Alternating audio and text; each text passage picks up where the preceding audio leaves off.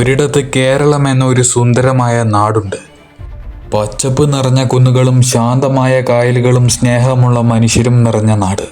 എന്നാൽ അവിടെ ഒരു അത്ഭുതം സംഭവിക്കാൻ പോകുകയായിരുന്നു. ആർട്ടിഫിഷ്യൽ ഇൻ്റലിജൻസ് എന്ന മാന്ത്രിക ശക്തി കേരളത്തിലേക്ക് കടന്നു വന്നു.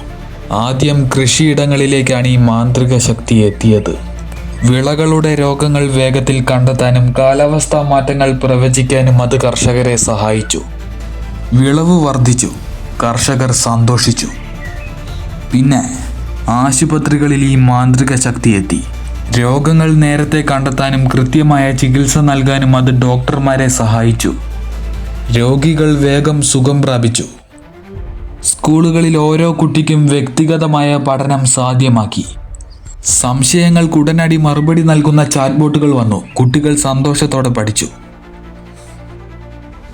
ടൂറിസ്റ്റ് കേന്ദ്രങ്ങളിൽ വിനോദസഞ്ചാരികൾക്ക് ആവശ്യമുള്ള വിവരങ്ങൾ വിരൽത്തുമ്പിൽ ലഭിച്ചു.